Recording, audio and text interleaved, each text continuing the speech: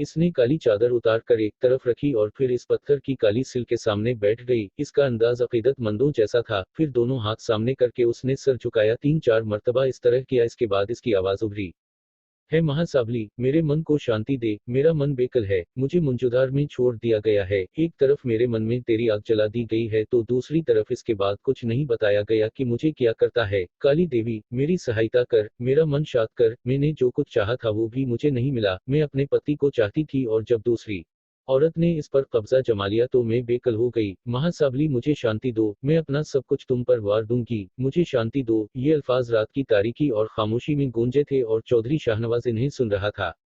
पत्थर की काली सल में कोई तहरीक पैदा न हुई। बहुत देर तक वो उसके सामने रही। चौधरी शाहनवाज के दिल में अजीबोगरीब ख्यालात उठ रहे थे। शाहीना का पूरा माजी उनकी निगाहों के सामने था। एक अच्छे खानदान से उसका ताल्लुक था, इसमें कोई शक नहीं। वो मिजाज की थोड़ी सी तल्ख थी और बार बार चौधरी शाहनवाज से इसकी झड़पें भी हुई थीं। लेकिन इसका दीन धर्म खराब नहीं था। अच्छे खासे मुसलमान घराने से ताल्लुक रखती थी, लेकिन अब जो बकवास वो कर रही थी वो बहुत अजीब थी।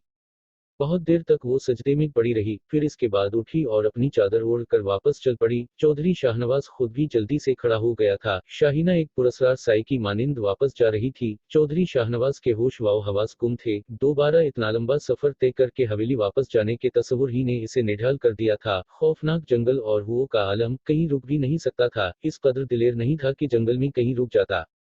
देख रहा था कि शाहीना नपे तले कदमों से वापसी का सफर तय कर रही है, यहाँ तक कि वो लंबा फासला तय करके हवेली पहुंच गई और फिर उसी चोर दरवाजे से अंदर दाखिल हो गई। हवेली के हाथे में दाखिल होकर एक कदम उठाने को दिल नहीं चाहा। वो बाएं बाग के मशरकी हिस्से में पहुंच गया और यहाँ एक हौज के किनारे बनी बेंच पर लेट गया। शाहीना यकीनन बेडरूम में पहुंच गई होगी। उसे मौजूद ना पाकर पता नहीं उसने क्या सोचा होगा, लेकिन चौधरी शाहनवाज के दिल में इस वक्त एक अजीब सी कैफियत पैदा हो रही थी। उनके अल्फाज ने इसे कशमकश का शिकार कर दिया था। एक तरफ तो वो शाहीना के अमल से शदीद मुंतशिर थे, तो दूसरी तरफ उसके दिल में एक गदाज सा उभर रहा था। चौधरी शाहनवाज इतना संगदिल नहीं था कि औरत के जज्बों को ना समझ सकता। शाहीना जलापे का शिकार हो गई थी। शौहर की मोहब्बत ने उसे दीवाना कर दिया था। इस कमीने राज कंदल ने शाहीना को यहां तक पहुंचाया है और इसका मुआविन कार रफीक है। राज कंदल के खिलाफ चौधरी शाहनवाज ने बहुत सख्त कदम उठाया था और उसने हमीद खान की सरकर्दगी में अपने सारे अफराद भेजकर राज कंदल का पूरा डेरा तबाह करा दिया था। हमीद खान को उसने यही हिदायत की थी कि राज कंदल को जिस तरह भी बिन पड़े जिंदा गिरफ्तार करके लाए। लेकिन हमीद खान ने जवाब दिया था कि राजकंदल के बहुत से आदमियों को कत्ल करने के बावजूद कहीं से राजकंदल का निशान नहीं मिल सका, वो लापता हो गया है। बहरहाल ये भी चौधरी शाहनवाज के लिए एक चैलेंज था, लेकिन उस वक्त शाहीना ने पत्थर की इस सिल के सामने जो अल्फाज कहे थे, इन्होंने चौधरी शाहनवाज को थोड़ा सा मुजमहिल कर दिया था। शाहनवाज ने सोचा कि शाहीना बहरहाल हमदर्दी के काबिल है, इसके इलाज के लिए कुछ ना कुछ करना पड़ेगा। ना जाने बाबा इदरीस अली कहाँ गए। वो आंखें बंद करके बाबा इदरीस अली के बारे में सोचता रहा और पत्थर की इस बेंच पर ही उसे नींद आ गई। नोटों के वो अंबार भी इखलास अहमद की तहवील में पहुंच गए थे। इन्होंने शबाना से ना जाने क्या क्या सवालात कर डाले थे, लेकिन शबाना की जबान पर ताले लग गए थे। बहरहाल ये दौलत भी अजीब चीज होती है। उनकी समझ में नहीं आ रहा था कि क्या करें, उसे कहाँ छुपाएं। रातों की नींदें हराम हो गई थीं। इस बात पर तो इन्हें यकीन आ गया था कि ये चीजें शबाना ने कहीं से चोरी नहीं की। किसी बहाने से घर से निकल चलते हैं, ज्यादा सामान नहीं ले जाएंगे, ये जेवरात और नोट सूटकेस में भर कर चल पड़ेंगे और फिर कहीं रूपोश हो जाएंगे। दौलत के खेल ऐसे ही होते हैं। दौलत पता नहीं इंसान को कहां से कहां पहुंचा देती है। दूसरी तरफ सूफिया की जबानी तफसील सुनने के बाद महमूद अली ने कहा, मैं समझता हूं सूफिया के लिए हमें काम शुरू कर देना चाहिए। और ऐसा ही हुआ। महमूद अली ने खास तौर से नजीर हसीन के कमरे में जाकर उनसे मुलाकात की। महमूद अली को देखकर नजीर हसीन शशदर रह गए थे। फिर उनके दिल में तरह तरह के दिल खुशकिन ख्यालात उभरने लगे। महमूद अली की आमद ने ये एहसास दिल में पैदा कर दिया कि शायद सूफिया का कोई तीर निशाने पर बैठ गया और महमूद अली अपने बारे में बात करने आए हैं। लेकिन जब उनके पीछे पीछे चंद ही लम्हों के बाद जकिया बेगम भी अंदर दाखिल हुई तो ने हसीन और रकी बेगम मुरझा गए। फिर भी पजीराई करते हुए बोले, अरे महमूद अली भाई, तुमने क्यों तकलीफ की? आप मेरे अपने हैं और मेरी जिंदगी में आप लोगों के सवा और रखा ही किया है। मामू साहब, मैं सूफिया की शादी कर देना चाहता हूँ। आप मुझे इजाजत दीजिए कि इसके लिए कोई मुनासिब लड़का तलाश कर लूँ। और एक बात मैं खास तौर से आपसे अर्ज करना चाहता हूँ, सूफिया मेरे लिए बहनों की हैसियत रखती है। उसकी शादी के तमाम अखराजात के साथ लड़के का इंतखाब मैं खुद करना चाहता हूँ। क्या आप मुझे ये इख्तियार देंगे? धमाके पर धमाके हो रहे थे। नज़ीर हसीन सर झुका कर बोले, ठीक है महमूद अली, ये कोई पूछने की बात है? तुमने इस दिलसोजी से हमारे बारे में सोचा, हमें भला क्या इतराज हो सकता है? इस तरह सूफिया का मसला हल हो गया था, लेकिन कोठी के मामलात मामूली नहीं थे। अब एक और पार्टी सामने थी। ये रहमत अली, नादिया खाला और शकील थे। शकील की ख्वाहिश थी कि जिस तरह भी मुमकिन हो सके इसकी औलाद महमूद अली और ज़किया बेगम की आगोश में पहुंच जाए। इसने फैसला किया था कि बच्ची को अगवा करके कहीं पहुंचा दिया जाए और वो मंसूबा बंदी में मसरूफ था। फितरतन गलत कस्म का नौजवान था, चुनांचे अपने दो जुराइम पेशा दोस्तों की मदद से उसने मंसूबा मुकम्मल कर लिया। इसका एक दोस्त एक पुरानी गाड़ी लिए महमूद अली की कोठी से कुछ फासले पर सुबह से शाम तक खड़ा रहता था और शकील इस ताक में था कि कोई मौका मिल जाए तो वो बच्ची को अगवा करके ले आए। आखिरकार उसे मौका मिल ही गया। दोपहर का वक्त था, न जाने किस काम से शबाना बच्ची को लेकर बाहर आई थी। बच्ची जाग रही थी। शबाना ने उसे दरख्त की छांव में बिठाया। शकील तो पहले ही निगाह रखे हुए था। उसने इधर इधर देखा और आहिस्ता आहिस्ता बच्ची की जानिब बढ़ने लगा। उसके दिल में आरज़ू थी कि शुबाना किसी काम से अधर अधर हो जाए और उस वक्त तकदीर कुछ बावर थी कि शुबाना ने बच्ची के लिए थोड़े फासले पर फूल तोड़ने शुरू कर दिए। शकील ने फौरन ही खतरा मोल ले लिया। वो फिरती से आगे बढ़ा और उसने बच्ची को चील की तरह दबोच लिया। फिर वो बर्क रफ्तारी से अहाते की दीवार की जानिब भागा। बहुत मुश्किल काम था, लेकिन बहरहाल वो किसी न किसी तरह बच्ची को दबोच कर अहाते की दीवार कूद गया और इसके बाद दौड़ता हुआ इस कार तक पहुंच गया जिसकी ड्राइविंग सीट पर इसका दोस्त मौजूद था। फैज, तुम इसे लेकर ज़ेर नूर पहुंच जाओ, मैं जरा घर के हालात पर निगाह रखता हूँ। मेरा घर से गायब होना मुनासिब नहीं होगा, जरा एहतियात रखना। जैसे ही मौका मिला मैं तुमसे मिलूंगा। ये कहकर वो वापस कोठी में आ गया। इसकी तकदीर यावर थी कि शबाना इसको नहीं देख पाई थी। अलबत्ता जब वो वापस पलटी तो उसने बच्ची को गायब पाया। पहले तो वो ये सोचती रही कि बच्ची शायद खुद ही कहीं आगे बढ़ गई है, लेकिन फिर उसके दिल में खौफ ने बसेरा कर लिया और वो वहशत ज़दा अंदाज में चारों तरफ दौड़ने लगी। वो चीख चीख कर सबूही को आवाज दे रही थी, लेकिन सबूही का कहीं पता नहीं था। जब इसने ये खबर अंदर कोठी में पहुंचाई तो कोठी में कहराम मच गया था। राज कंदल वीरानों में मारा मारा फिर रहा था। इसका सब कुछ तबाह हो चुका था। हालात का शिकार था। उसे इस बात का इल्म हो चुका था कि चौधरी शाहनवाज ने इसके डेरे को जड़ से उखाड़ फेंका है और अब कोई साथी नहीं रहा।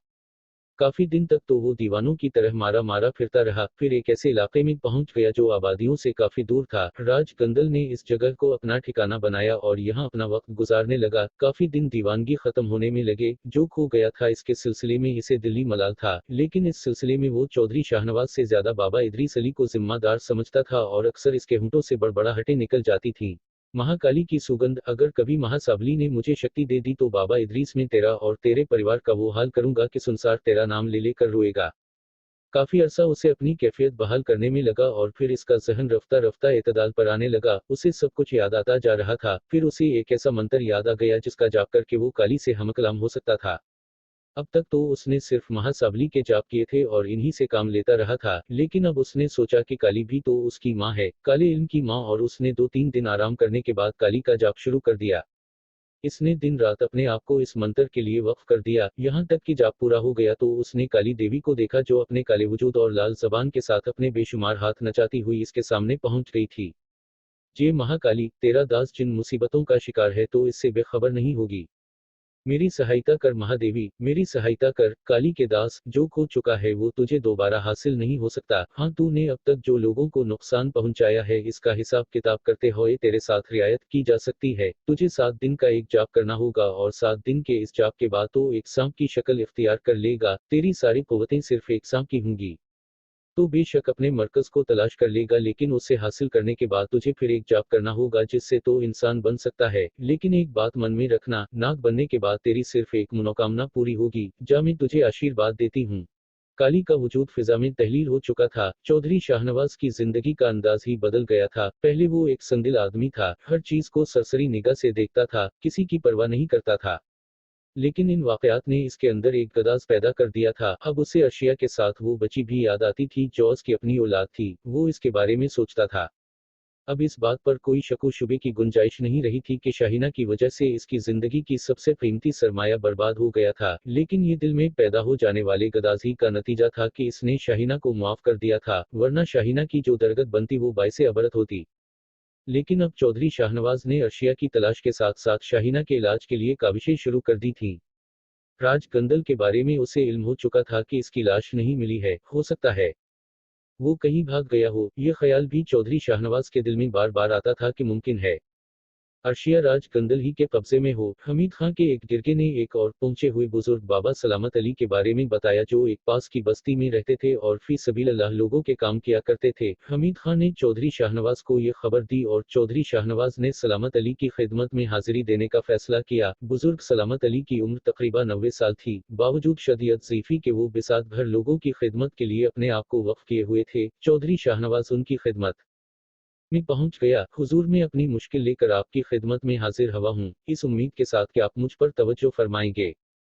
बाबा सलामत अली ने निगाहें उठाकर शाहनवाज को देखा और बोले, क्या बात है, आप मुझे बताए। बाबा साहब, आपके बारे में सुना है कि गलत सुना है, लोग अपनी अकीदत में अफसाने तराश लेते हैं। मुझे अपनी मुश्किल बताइए, मैं जाचा बनाकर उसकी तफसीलात जानने की कोशिश करूंगा। चौधरी शाहनवाज ने सब कुछ बता दिया। इसके बाद बाबा साहब कागज पर हिसाब किताब करते रहे, फिर बोले, हाँ, आपने जिस मलून का नाम बताया है उसकी बुराइयों की दास्तानें हम तक भी पहुंची हैं। इसके सताए हुए कुछ मुसलमान भी हमारे पास आ चुके हैं। अल्लाह ताला ने उनकी मदद फरमाई और हमें ये सादत बख्शी कि उसका जरिया हम बने। लेकिन राज गंदल एक बहुत ही मकरू शख्स है। उसने अपने किसी सफली अमल से आपकी बेगम को अंदर से मुतासिर कर दिया है। हमें अपने साथ ले जाएं। उम्र की वजह से बहुत से ऐसे काम हम नहीं कर पाते जो हमें करना होते हैं, लेकिन इसके लिए हमने मुतबादिल जराए तलाश कर रखे हैं। वो अजीजा जो जादू मंतर के जेर असर कब्र की गहराइयों में पहुंचा दी गई थी, अल्लाह ताला के हुक्म से जिंदा है और किसी महफूज जगह मौजूद है। इसके अलावा आपकी साहिबजादी तक रसाई उसी वक्त हो सकेगी जब हुक्म इलाही होगा। अलबत्ता ये मेरा फर्ज है कि एक मलून ने उनके साथ जो सलूक किया है इसके खात्मे में आपकी मदद करूं। ये कुछ तावीज हैं जिन्हें आप रोजाना एक एक करके उनके सामने जलाएंगे, और ये पानी है जो रोजाना एक घूंट आप इन्हें पाएंगे। खुदावंद आलम से दुआ करूंगा उनके लिए कि एक मुसलमान खातून को उसके सहर से निजात दिलाए। सलामत अली ने बात खत्म कर दी। मतलब ये था कि अब वो लोग जाएं। उनके अता करदा तावीज और पानी लेकर चौधरी शाहनवाज वापस पलट पड़ा। बड़ी हवेली आकर उसने अपने अमल का आगाज कर दिया। शाहीना को सामने बिठाकर एक घूंट पानी पीने के लिए दिया। थोड़ी ही देर के बाद रद्दअमल का आगाज हो गया। चौधरी शाहनवाज ने शाहीना के चेहरे की जानिब देखा और इसके रोंगटे खड़े हो गए। एक अजीब व गरीब मंजर इसकी निगाहों के सामने आ गया। शाहीना का चेहरा अंगारे की तरह सुर्ख होने लगा था। यूं महसूस हो रहा था जैसे इसके अंदर कोई शदीद बीजान बरपा हो। आंखें लाल अंगारे की तरह हो गई थीं। इसके मुंह से छोटे छोटे कीड़े निकल रहे थे और एक घिनौनी कैफियत इसके वजूद में नजर आ रही थी। सुर्ख चेहरा हल्की हल्की नीलाहट में तब्दील होने लगा। थोड़ी देर तक ये सिलसिला जारी रहा और फिर दूसरे, तीसरे और चौथे दिन भी यही अमल जारी रहा। चौधरी शाहनवाज बड़ी तंदही के साथ ये सारी कार्रवाई कर रहा था। पांचवीं दिन जब उसने आखिरी तावीज जलाया तो शाहीना की कैफियत जरा मुतदिल हुई। उस दिन इसके मुंह से कीड़े नहीं निकले थे। इन 4-5 दिनों में वो बिल्कुल निढाल रही थी और उसने किसी से कोई बात भी नहीं की थी, यहाँ तक कि चौधरी शाहनवाज के सवालात का भी जवाब नहीं दिया था। अलबत्ता वो अजीब सी निगाहों से चौधरी शाहनवाज को देखने लगी थी। इस दिन इसकी कैफियत खासी बेहतर हुई और फिर शाम को उसके मुंह से कुछ अल्फाज निकले, चौधरी साहब आप। चौधरी शाहनवाज ने इसे देखा और बोला, कैसी है तुम्हारी तबीयत शाहीना? आपके कदमों की धूल हूँ चौधरी साहब, ठीक हूँ, आपसे बहुत सी बातें करना चाहती हूँ। चौधरी शाहनवाज सवालिया निगाहों से उसे देखने लगा। शाहीना थोड़ी देर तक इसे देखती रही, फिर गर्दन झुका कर बोली, मुझे माफ कर दीजिए चौधरी साहब, अल्लाह के नाम पर मुझे माफ कर दीजिए। क्या आप यकीन करेंगे कि बहुत अरसे के बाद अल्लाह का नाम मेरे होंठों पर आया है। चौधरी साहब, भटक गई थी मैं। शाहीना की आवाज आंसुओं में रनत गई। चौधरी शाहनवाज उसे नाखुशगवार अंदाज में देख रहा था। शाहीना ज़ारू क़ितार रो रही थी और वो बहुत दिलसोजी से कह रही थी, हाँ चौधरी साहब, मेरे दिल में आपके सिवा और कोई प्यार कभी नहीं उभरा। आपके बारे में जो बातें मेरे कानों तक आती रहीं, मैंने यही सोचा कि ये आपका हक है, आप जिस तरह मुझे चाहे रखें। फिर इसके बाद आपने एक और शादी कर ली और जब मैंने ये महसूस किया कि आप किसी और के हो गए हैं तो पहली बार मेरे दिल में बहुत ज्यादा दुख उभरा और मैंने सोचा कि अब मेरा मान खत्म हो गया है। और जब मुझे ये मालूम हुआ कि आपके यहाँ औलाद पैदा होने वाली है तो मैं बिल्कुल ही टूट गई। मैंने सोचा कि अब मेरे लिए आपके पास कोई जगह नहीं है। अगर आपने मेहरबानी करके मुझे अपने कदमों में पड़ा भी रहने दिया तो मेरी हैसियत कुछ भी नहीं होगी। बस चौधरी साहब, यहाँ मेरा ईमान भी डोल गया और जब ईमान डगमगाता है तो फिर सब कुछ छन जाता है। जब इंसान के पास ईमान ही ना रहे तो फिर इसके पास क्या रह जाता है। मैं अपना ईमान खो बैठी। मैं आपकी दूसरी बीवी को नुकसान पहुंचाने के दर पे हो गई। मैंने पैरों फकीरों का सहारा लेने की कोशिश की।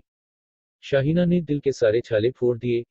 जब शाहीना अपनी कहानी मुकम्मल कर चुकी तो चौधरी साहब ने कहा, शाही, इसमें कोई शक नहीं है कि तुमने नाकाबिल माफी जुर्म किया है। तुमने जिस तरह अपना ईमान खो दिया है, अल्लाह की मर्जी ना होती तो तुम्हें वो ईमान वापस ना मिलता। जब एक चीज अल्लाह ने तुम्हें लूटा है तो मैं भला क्या कर सकता हूँ। अर्शिया भी गुम है और मुझे मेरी बच्ची का ठिकाना भी नहीं मिल रहा। मैं अर्शिया की तलाश में मसरूफ हूँ और तुम्हें इस बात की मोहलत दे रहा हूँ कि तुम आराम से यहाँ वक्त गुजारो।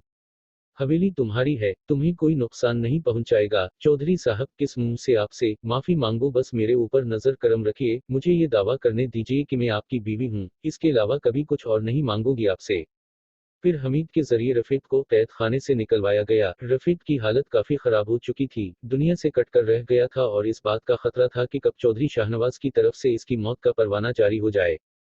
चौधरी साहब के सामने पहुंचा तो शाहीना भी मौजूद थी। उसने चौधरी साहब के कदमों में सर रख दिया और बोला, जो कुछ हो गया चौधरी साहब, मैं उसे वापस नहीं लौटा सकता, लेकिन बस एक बात कह सकता हूँ, आप एक बार मुझे माफी दे दें, मैं यहाँ से चला जाऊंगा, फिर कभी मुंह नहीं दिखाऊंगा आपको। रफीक, तुमने हमारे साथ बुरा किया है, बहुत नुकसान पहुंचाया है तुमने हमें, लेकिन मैं तुम्हारी एक बात की कदर करता हूँ। शाहीना को भी मैंने इसलिए माफ किया कि मैं जानता था कि इसने मेरी मोहब्बत में ये सारे इक़दामात किए हैं। तुम्हें मैं एक वफादार कुत्ते की हैसियत देकर माफ कर रहा हूँ कि तुमने बहरहाल शाहीना से वफादारी निभाई, बाकी तुम्हारी और कोई औकात नहीं है। राज कंदल को तलाश करो, सुना है इसका डेरा तबाह हो गया है और अब वो वहां मौजूद नहीं है, लेकिन तुम अपने जराये से काम लेकर राज कंदल को तलाश करो। अर्शिया के साथ जो हुआ, मुझे इसकी थोड़ी सी तफसील बताओ। और रफीक ने कब्रिस्तान में जो वाकयात पेश आए थे, शाहनवाज को बता दिए। चौधरी शाहनवाज ने हमीद खान से कहा, हमीद खान, हमारे पास अर्शिया की कुछ तस्वीरें हैं, अब जबकि तमाम रास्ते बंद हो गए हैं, तुम एक काम को, अर्शिया की तस्वीर अखबारात को जारी कर दो और एक टेलीफोन नंबर दे दो और शहर ही में एक जगह मुंतखब कर लो। तुम अर्शिया के एक अजीज की हैसियत से शहर में रहाइश इख्तियार करोगे, फिलहाल लकड़ मोड़ पर तुम्हारी जरूरत नहीं है। जो हुक्म जनाब, मैं कार्रवाई करता हूँ, हमीद खान ने जवाब दिया। बशीर बेग एक नाकाम चोर था, उसे चोर भी नहीं कहा जा सकता था, बस उठाई गिरा कह लिया जाए तो गलत नहीं होगा। इसके वालिदैन बचपन ही में मर गए थे, कोई और पुरसान हाल नहीं था। लोगों ने यतीम खाने में दाखिल करा दिया, वहीं परवरिश पाई, फिर यतीम खाने से भाग निकला, दर बदर मारा मारा फिरता रहा, एक नेक दिल आदमी उसे अपने घर ले गया। वहां इसे घर की सफाई और छोटे मोटे कामों पर लगा दिया गया। घर में और बच्चे भी थे, जब उसने अपने आप में और बच्चों में तफरीक पाई तो रकाबत का शिकार हो गया। उसे वो सब कुछ नहीं मिलता था जो उन बच्चों के पास होता था, चुनाचे बच्चों की चीजें चरा चरा कर अपने पास जमा करना शुरू कर दें। घर का एक गोशा उसे सोने के लिए मिल गया था, उसने एक ऐसी जगह तलाश कर ली जहाँ वो अपना खजाना जमा करता था। पकड़ा तो जाना ही था, पकड़ा गया और मालिकान ने उसे घर से निकाल दिया। उसी तरह छोटी मोटी वारदातें करता हुआ वो जवान हो गया। एक पतली सी सड़क से गुजर रहा था कि उसने एक कार थोड़े फासले पर रुकते हुए देखी। वो पुरानी कार थी। कार से एक आदमी नीचे उतरा और सामने वाले केबिन पर शायद पान या सिगरेट खरीदने चल पड़ा। बशीर बेग का दिल चाहा कि जरा कार में झांक कर देख ले, क्योंकि वो शख्स इसको खौला हुआ छोड़ गया था और अंदाज ऐसा था जैसे चाबी भी कार में लगी छोड़ गया हो। बशीर बेग का अंदाजा बिल्कुल ठीक था। कार की ड्राइविंग सीट के बराबर वाली सीट पर एक पुराना सा ब्रीफ केस भी पड़ा हुआ था। बशीर बेग का दिल धक से हो गया, हो सकता है इस ब्रीफ केस में कोई बड़ी रकम मौजूद हो। उसने सामने की तरफ निगाह दौड़ाई, कार से उतरने वाला पान की दुकान पर खड़ा सिगरेट सलगा रहा था। बशीर बेग ने ड्राइविंग साइड का दरवाजा खोला। लम्हों की बात थी, अचानक ही दूसरी तरफ से कार वाले के चीखने की आवाज सुनाई दी। अबियो अबियो। बशीर बेग बेइख्तियार कार की ड्राइविंग सीट पर बैठ गया। उसने सेल्फ लगाया तो गाड़ी एक ही सेल्फ में स्टार्ट हो गई। उसने फिरती से दरवाजा बंद किया और गाड़ी गियर में डालकर भगा दी। उसने गाड़ी की रफ्तार काफी तेज कर दी। कोई 15 मिनट तक वो गाड़ी दौड़ाता रहा और इसके बाद जिस सड़क पर आया, वहां दूर दूर तक किसी का नामो निशान नहीं था। इसने गाड़ी एक सुनसान सी जगह रोक दी और बराबर रखा हुआ ब्रीफ केस उठा लिया। ब्रीफ केस को खोलने में उसे कोई दिक्कत ना हुई, लेकिन अंदर से जो कुछ नजर आया, इसे देखकर एक बार फिर इसका दिल मायूसी में डूब गया। उसमें दो पुराने जोड़े शलवार कमीज के रखे हुए थे। अचानक ही उसे बच्चे की हंसी सुनाई दी और वो दहशत ज़दा होकर इधर इधर देखने लगा। तब उसकी निगाह पिछली सीटों के दरमियान पड़ी। एक बार फिर इसका मुंह हैरत से खले का खौला रह गया। बेइंतहा खूबसूरत बच्ची थी, बहुत कीमती लिबास पहने हुए। इसकी शोख आंखें बशीर बेग पर जमी हुई थीं और होंठों पर मुस्कुराहट थी। बशीर बेग को सा गया। बच्ची की आंखों में एक अजीब सी अपनायत महसूस हुई। इसने आंखें बंद करके बोला, लो भाई, ये तो अजीब मुसीबत गले पर गई। अरे क्या करूं बीबी में आपका। और जवाब में बच्ची ने अपने नन्हे नन्हे मासूम बाजू फैला दिए जैसे वो इसकी गोद में आना चाहती हो। बशीर बेग ने बेइख्तियार बच्ची की जानिब हाथ बढ़ा दिए। वो बड़े प्यार से इसकी गोद में आ गई थी। बशीर बेग ने एक ठंडी सांस ली और बोला, आइए आपको भी देखते हैं, मगर यहाँ से भाग लेना बड़ा जरूरी है। अगर वो कार वाला पीछा करता हुआ यहाँ तक आ गया तो लेने के देने पर जाएंगे। अरे बाप रे का लफ्ज एक और ख्याल से इसके मुंह से निकला था, और ये ख्याल था अगवा बराए तावान का। बच्ची जितनी नफीस नजर आ रही थी और जितने शानदार लिबास में मलबूस थी और जितनी खूबसूरत थी, इससे ये अंदाजा होता था कि किसी बड़े घर की बेटी है। अगर उसकी बेटी को अपने कब्जे में कर लिया जाए तो मजे आ सकते हैं।